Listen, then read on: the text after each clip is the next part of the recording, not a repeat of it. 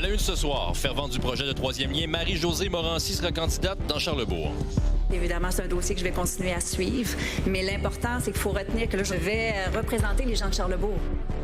Muse a la mission d'enflammer les plaines d'Abraham ce soir. Il voulait venir jouer chez nous absolument. Il avait identifié le festival d'été pour faire partie de cette tournée-là.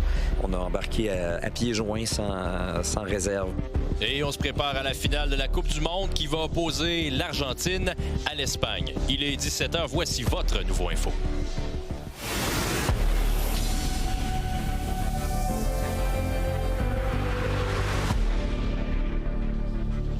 Bonsoir tout le monde, bon vendredi. Bienvenue à notre dernier bulletin spécial au Festival d'été de Québec sous un soleil de plomb. On va faire chaud ce soir pour les différents spectacles du Festival d'été de Québec. Pas mal de gens qui affluent pour le spectacle de Muse qui promet une grosse expérience rock. On en parle un peu plus tard, mais d'abord on commence en parlant de politique. C'était un secret de polichinelle qu'on allait annoncer une candidature dans Charlesbourg, celle de Marie-Josée Morancy. Marie-Josée Morancy, il faut dire qu'elle était présidente de la Chambre de commerce de Lévis. C'était une partisane parmi les plus ferventes du troisième lien. Félix-Antoine, est-ce qu'elle va continuer d'appuyer et de défendre le projet sur la Rive-Nord maintenant? Comme tu l'as dit, on le savait déjà depuis quelques jours que Marie-Josée Morancy allait remplacer Jonathan Julien. Ouais. Évidemment, à Charlesbourg, on le sait qu'il ne se représente pas. Et c'est objectivement vrai que le troisième lien, c'est le dossier qui lui a donné le plus de notoriété dans la grande région de Québec. Certainement, en tout cas, sur la Rive-Sud, le sujet dont elle se fait le plus parler lorsqu'elle se fait aborder. Mais maintenant, on est dans Charlesbourg. On est très loin du fleuve. Est-ce que c'est encore un sujet sur lequel elle va mettre de l'énergie? Est-ce que les gens de Charlesbourg lui parlent de ça présentement? Est-ce qu'il y a de l'intérêt pour un lien rapide vers Lévis et Bellechasse? Elle ne sait pas encore parce qu'elle n'a pas commencé son porte-à-porte, mais elle est prête à mettre de l'énergie. Elle est convaincue du bien fondé économique d'un troisième lien. Le troisième lien, le lien terrible, c'est porteur de développement économique. Les mains se lèvent. Il y a plusieurs entreprises de partout à l'international et même de chez nous qui veulent faire partie de ce grand projet-là et qui voient l'importance. Et je vais écouter évidemment les gens de Charlesbourg. S'ils ont besoin qu'on remartèle l'importance du lien terrible, je vais le faire. C'est un dossier que je vais continuer à suivre. Mais l'important, c'est qu'il faut retenir que là, je vais représenter les gens de Charlesbourg. Alors, je vais vraiment être leur porte-parole à eux. Il y a de quoi qui me chicote quand même, parce qu'on l'a dit, elle était sur la Rive-Sud, très très connue, présidente de la Chambre de commerce. Pourquoi on prend une dame extrêmement connue sur la Rive-Sud puis on la parachute sur la Rive-Nord? Tu me permettras l'expression, c'est la question à 100 $, Jean-Simon. Honnêtement, c'est sûr que logiquement, on va présenter une candidate où elle a le plus de valeur politique. Ouais. Certainement, c'est sur la Rive-Sud. Sauf que c'est peut-être un peu plein déjà. On le sait, à Lévis, c'est Bernard Drinville. Ça, c'est réglé. Et du côté de Chute-de-la-Chaudière, il y a un questionnement encore, là. Martine Biron n'a toujours pas dit si elle allait briguer ou non les suffrages en octobre. Donc, est-ce qu'elle est prise à revenir vers Charlesbourg parce que Martine Biron voudrait revenir, mais ne l'a pas encore annoncé? Mais c'est ce qu'on a demandé. Mme Morancy avait une valeur politique bien plus forte sur la Rive-Sud. Pourquoi pas en avoir profité? Pour moi, Mme Morancy peut mettre à contribution son expertise tant à Charlesbourg qu'ailleurs dans la capitale nationale ou à Lévis ou Chaudière-Appalaches. J'ai choisi Charlesbourg. Ça vient de moi. La Chaudière sera finalement pas disponible. Écoutez, on parle de Charlesbourg aujourd'hui. Pour ce qui est des chutes de la Chaudière, je vais faire mes annonces en temps et lieu.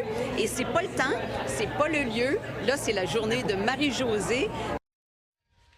Il faut le dire, Martine Biron, c'est pas mal une des dernières élues de la Coalition de Québec qui n'a toujours pas fait savoir de quoi son avenir serait fait. Merci beaucoup, Félix-Antoine. Au plaisir, Jean-Simon. On va se déplacer au palais de justice parce qu'on apprend que Daniel Jolivet va finalement avoir droit à un nouveau procès. Après 33 ans d'attente, le ministère fédéral de la Justice a ordonné au DPCP d'intenter des nouvelles procédures à cause d'erreurs judiciaires probables. Daniel Jolivet, il ne cesse de clamer son innocence après avoir été condamné à la prison à vie en 1994 pour le meurtre de 4 personnes. L'homme est maintenant âgé de 69 ans. Il a été libéré sans condition l'an dernier. C'est un travail qui n'a jamais cessé depuis le 14 novembre 1992. J'ai jamais cessé. Je veux être reconnu non coupable. Je suis non coupable. Puis je pense qu'on a été capable de démontrer au ministre de la Justice qu'il y avait des éléments qui faisaient en sorte que le document dont je suis possesseur le démontre très bien. M. Jolivet, il n'a pas eu un procès juste et équitable.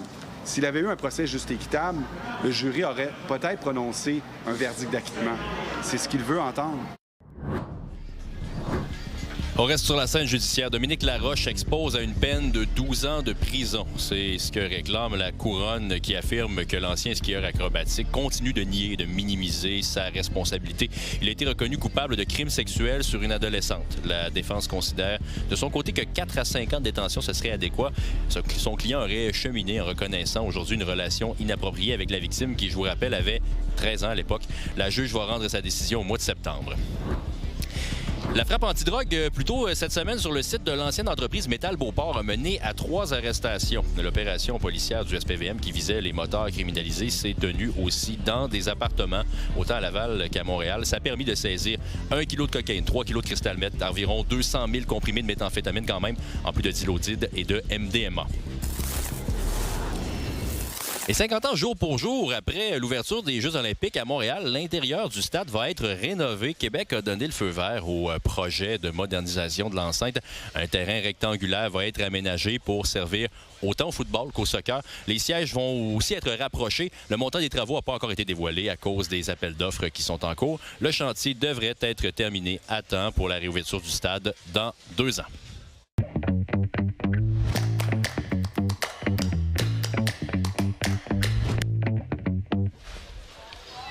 Salut Alain. Salut Jean-Simon. Bon, le stade olympique, on vient d'en parler. Ouais. Est-ce qu'on est en train de soigner un éléphant blanc? Non, je pense. C'est un éléphant blanc. Je pense qu'avec tout l'argent qu'on a investi dans cette infrastructure, mais en même temps, on ne peut pas la laisser se détériorer si un jour on veut recevoir des événements d'envergure. On a aussi le FC Montréal dans la Major League Soccer qui va avoir besoin d'un endroit pour jouer ses parties parce que le calendrier va tomber hivernal pendant une bonne partie. Donc, si on veut que notre équipe professionnelle puisse jouer un jour et qui sait peut-être l'équipe professionnelle féminine aussi. Oui. Donc, on a besoin de ces infrastructures pour les événements majeurs à Montréal, qui est quand même notre métropole au Québec. Là. On est en plein été, Alain, et notre collaborateur Hugo Langlois, cette semaine, disait aux politiciens, prenez donc des vacances. Le monde a le goût de manger des guédilles sans vous entendre parler de votre programme politique. Es-tu d'accord avec lui? Bien, je te dirais, pas peut-être pour les mêmes raisons, mais oui, les politiciens devraient prendre des vacances pendant l'été, parce que surtout qu'on approche de la période électorale, ils vont revenir, ils vont besoin de toute leur énergie. Puis c'est vrai que sur le terrain, là, on est au fait qu'en ce moment, les gens n'ont pas vraiment envie de parler de politique. Mais en même temps, de l'autre côté, ces gens-là ont besoin de se faire la main. Ces candidats, candidates, c'est pas tous les anciens députés avec de l'expérience, d'aller dans les événements, de briser la glace. Parce que c'est gênant les premières fois lorsqu'on commence à faire de la politique. Dire, je rentre dans une salle, dans un restaurant, dans un événement, une épluchette de blé d'Inde, puis je m'en vais rentrer dans la bulle des gens pour jaser, pour prendre le pouls, puis voir qu'est-ce qui les intéresse. Donc, bon, c'est comme quelque chose d'obligatoire, un passage obligé, malheureusement. Mais y a-t-il des points à marquer l'été? Bon, moi, personnellement, je ne crois pas qu'il y ait de points à marquer à faire ça pendant l'été. Je pense que pendant l'été, les politiciens devraient prendre une pause pour se reposer, mais surtout travailler leur équipe, ramasser de l'argent parce que ça prend des fonds, monter leur organisation, commencer à voir de quelle façon ils veulent présenter leurs opinions, parce que tu as la campagne nationale, mais tu as aussi au niveau local du travail à faire de terrain. Peut-être aller rencontrer les organisations les plus crédibles du milieu et être prêt à temps pour l'élection. Je veux t'entendre sur Éric Duhem. Je l'ai reçu en entrevue mardi, puis je lui ai demandé si Radio X était son club école, parce qu'il y a pas moins de 5 candidats qui étaient soit animateurs, soit chroniqueurs à Radio X, sans parler de lui, qui était très souvent au micro. Il n'a pas beaucoup aimé ma question. Il a trouvé ça... en tout cas, il était très chatouilleux, M. Duhem. Penses-tu qu'il a raison d'être un peu piqué au vif? Je te dirais non, parce qu'Éric Duhem est supposé pouvoir s'assumer dans ce qu'il est. En même temps, il a pris la décision de s'entourer des gens qui proviennent de cette radio-là. On la connaît, elle est critiquée par beaucoup de personnes. Puis en même temps, ça devrait questionner sa propre stratégie, parce que si ça l'énerve qu'on en parle, il y a une raison à ça, parce que sinon, il devrait en être fier de tous ces candidats, candidates qui sont sur le terrain. Puis moi, j'ai envie de dire, je dirais à la place d'Éric Duhem, peut-être une petite réserve avant de trop les mettre en valeur, parce qu'on l'a vu, Radio X est souvent impliqué dans les campagnes électorales dans la région de Québec, avec Régis Labaume, avec le maire Marchand actuellement. Et j'ai rarement vu un candidat qu'ils ont supporté en s'affirmant et réussir leur coup en le faisant élire. Très intéressant. Merci beaucoup, Alain. Bonne journée. À bientôt. Et restez là parce qu'au retour, on parle du festival d'été. C'est le groupe Muse qui va donner un 9e spectacle à Québec, cette fois-ci sur les plaines. À quoi on s'attend? Les détails dans un instant. Restez là, vous êtes sur les ondes de Nouveau Info.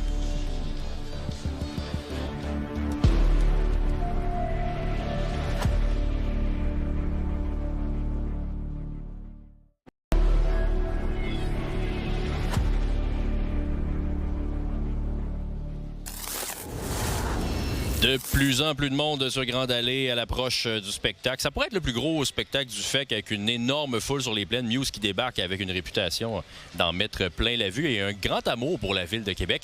Mathieu Boivin nous présente un groupe que vous connaissez bien, même si vous pensez que vous ne connaissez pas leurs chansons.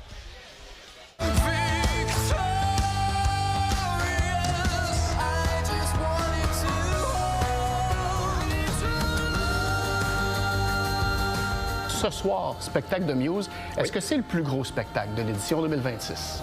C'est la plus grosse équipe de tournée.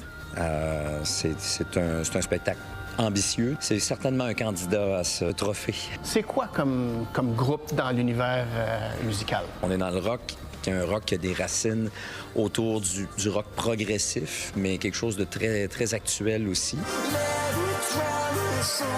Des grandes envolées du rock d'aréna ou de stade. C'est très mélodique aussi, puis il y a surtout beaucoup en anglais, de musicianship. Et les gens de Québec, on aime les musiciens. The Wow Signal, qui est un album qui est sorti il y a quelques semaines, c'est ambitieux. C'est pas un band qui sort un album pour rester en tournée parce que, faut payer le loyer. C'est un des meilleurs bands rock qu'on a en ce moment au monde. C'est un band qui est à la fois toujours de côté audio, côté musical, toujours solide en show, mais côté visuel qu'ils ont ajouté aussi, ils continuent de pousser. Muse donne toujours un spectacle hors pair par rapport au choix des chansons qu'ils vont jouer, la setlist, mais aussi le côté visuel, puis tu sais que tu vas avoir un son impeccable quand tu vas voir Muse. C'est pas tous les groupes qui reviennent pour une deuxième fois là, au festival. C'est très rare. Ça prend les bonnes conditions. La Ville de Québec est là pour Muse. C'est un marché très fort pour eux. Ils savent où ils s'en viennent. Ils connaissent la ville, notre équipe, nos installations. Ils font des demandes en fonction de... La dernière fois, on avait fait ça comme ça. Je sais par les avances techniques qu'on fait. Et juste de voir, écoute, c'est une centaine de personnes qui est sur la route.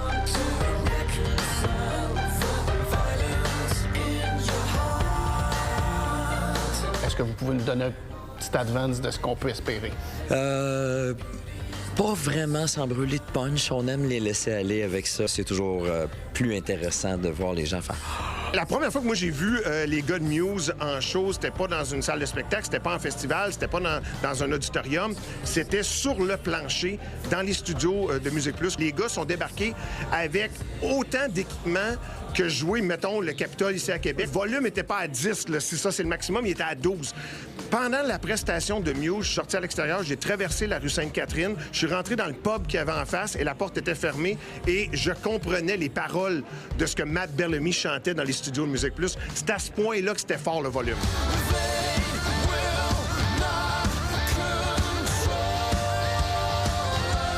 Si vous voulez voir un show rock de grand déploiement, il faut pas manquer Muse au Festival d'été de Québec sur les plaines.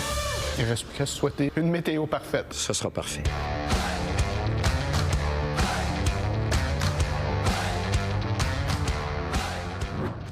Ici, Jeannot Allard se souvient des premiers moments lorsqu'il est arrivé sur les lieux du déluge. Ici, Sonia Lavoie se remémore une de ses premières expériences terrain. Ici, Vincent Desautels se rappelle sa première fin de semaine en tant qu'animateur radio. Bien que les trois n'aient pas été touchés directement par le déluge, les souvenirs créés sur le terrain restent gravés à jamais dans leur mémoire. Même si ça fait 30 ans, tout ça est très clair à mon esprit, comme si c'était hier. Et quand on voit la mini-centrale hydroélectrique de Jonquière, celle qui appartient à Hydro-Jonquière, c'est ici, nous, en ce qui nous concerne, Jonquière, que tout a commencé à cette mini-centrale, qui a été complètement détruite d'ailleurs. On était en direct dans cette rue-là, juste en face. Je me souviens très bien qu'il y avait des immeubles qui partaient derrière, les fils électriques arrachaient en même temps. Il fallait se tasser vite. La première fois qu'on a survolé aussi le secteur de la baie, c'est moi qui l'ai survolé le dimanche matin. Donc, on était dans le gros de l'orage, de déluge encore. Tu survoles le secteur de la baie, puis tu reconnais plus rien. Puis c'est là qu'on dirait que des airs, tu constates l'ampleur des dommages. On voyait l'eau sortir de la pulperie. On était quand même là, à 3 km là, à peu près et on voyait l'eau sortir de la pulperie. On voyait les maisons passer, les toits qui flottaient sur le Saguenay. Il y en a que ça a marqué. J'ai des collègues qui ont commencé avec moi, là, qui faisaient partie de la gang de jeunes qui sortaient, qui ont quitté le métier après ça parce que le choc d'avoir vu ces événements-là, ça les a bouleversés. Au moment du déluge, il n'y avait plus de compétition entre les villes ou entre les médias. Tout le monde était dans le même bateau et tout le monde devait s'entraider. On n'était pas fusionnés à l'époque, donc on était comme 3 villes. Il y avait Jonquière, Chicoutimi et Labbé. On était en contact constant, Tout le monde faisait un peu de tout. Tout le monde essayait de s'entraider. Les gouvernements, le ministère de la Sécurité civile, tout le monde participait. On faisait chacun tout ce qu'on pouvait pour informer les gens. C'était plus de la compétition. On n'avait même pas le temps. Il y en avait tellement partout des dommages. On courait tellement toute la journée pour rapporter ensuite des images, des informations, qu'on n'avait même pas le temps de se préoccuper de ce que l'autre produisait. On essayait d'aider à notre façon aussi. Même qu'ils ont vécu plusieurs nuits sans dormir. On a passé des jours et des jours au centre d'opération d'urgence à ne pas dormir ou à peu près pendant les 2, 3, 4 premiers jours. On a travaillé. À un moment donné, ils ont été obligés de demander de l'aide des autres stations du réseau pour nous permettre d'avoir une journée ou 2 de congé, tellement que c'était intense. Je me souviens qu'il y avait un caméraman qui était en vacances, qui était revenu. Je pense qu'il avait travaillé 17 jours sans arrêter. Il y en a qui ont vécu ça. Moi, je n'ai pas passé de nuit, mais j'ai fait des longues périodes en ondes là, qui sont pas des périodes normales, là, des 10-12 heures, ça se fait pas. Là, mais on était sur une adrénaline incroyable. Mais oui, il y a beaucoup de gens qui étaient là, qui surveillaient la situation à tout moment. À Saguenay, Xavier Lemieux, pour Nouveau Info. La Coupe du monde de soccer se termine ce week-end. Dimanche, on va savoir qui de l'Argentine ou de l'Espagne est sacré champion du monde. Et pour en parler, le réputé entraîneur de soccer, qui a par ailleurs été décoré de la médaille de l'Assemblée nationale le mois dernier. Samir Gribb est avec moi. Bonsoir, Samir. Bonjour. Bon, est-ce que ce sont les 2 meilleures équipes, les équipes les plus fortes qui s'affrontent en finale dimanche? Oui. Et ça va être la meilleure équipe du monde contre le meilleur joueur du monde, Lionel Messi. Oui, tu as sans doute vu la photo incroyable là, où est-ce qu'on voit, voit Lionel Messi qui donne le bain à son opposant qui avait 6 mois dans un bain. C'est quelque chose d'assez incroyable de voir cette espèce d'affrontement du destin. Les 2 équipes ont des styles de jeu complètement différents, par exemple. Absolument. L'Espagne, c'est un jeu construit, c'est un jeu offensif, pas très intellectuel, mais c'est un jeu agréable à voir jouer. Alors que les Argentins sont en mission. Ils veulent jouer pour Messi. Donc eux, c'est la patience et la résilience parce qu'ils sont passés par un parcours assez compliqué. Et c'est pour ça que je les donne gagnants d'ailleurs. Ah oui? Absolument. Je pense que Lionel Messi lui-même va peut-être pulvériser encore des records et aider son équipe à gagner. Absolument. Il est en train de battre tous les records du monde. Vous imaginez à 39 ans. Donc peut-être qu'il va avoir son 9e ballon d'or. C'est juste pour Messi que je pense que l'Argentine va gagner parce qu'ils vont tout faire. Et ils vont tout faire pour que Messi soit encore le plus grand joueur de football au monde. En même temps, on a l'impression de voir une passation du flambeau avec Lamine Yamal et l'Espagne de l'autre côté. Il y a quelque chose de symbolique là-dedans. Et on va peut-être voir la prochaine génération, le futur dieu du stade, prendre la place de Messi dans cette finale-là. Non, absolument, parce qu'ils ont un point commun. Les 2 ont grandi avec la Masia. La Masia, c'est le centre de formation de Barcelone. Messi, il joue avec l'Argentine, mais il joue comme un Espagnol. Donc, effectivement, il y a un passage de flambeau, comme on dit, en passant. Ikea ils ont fait une publicité ce matin avec des bassines blanches. Dit achetez cette bassine, vous ne savez pas à qui vous allez un jour. Incroyable. C'est un bon flash marketing. La formule de cette année avec plus d'équipes au départ en phase de groupe, as-tu trouvé que c'était une bonne idée? C'est une bonne idée parce que ça permet par exemple à plusieurs pays africains. Avant, il y avait juste 5 places. Il y a 9 pays africains sur 10 qui ont embarqué dans le 2e tour. Donc oui, c'était une bonne chose. Mais là, monter à 64, c'est un autre débat. Tu as dit que l'Argentine allait l'emporter pour Lionel Messi. Le score, qui marque les buts, est-ce que tu as tout ça dans ta tête? tête déjà tes prédictions plus précises? J'ai envie de vous dire dans la douleur. Donc, soit dans les pénaltys ou un 2-1, mais c'est à voir. À moins qu'ils arrivent cramés, ça veut dire très fatigués, et puis que les Espagnols déroulent, puis ils gagnent de façon logique. Parce que la logique sportive veut que l'Espagne gagne. Samir, merci beaucoup. Merci à vous. On va se souhaiter un bon match à tous. Merci. Merci. Ça se conclut donc en fin de semaine et au retour, on vous présente encore une fois un artiste qui se produit au Festival d'été ce soir.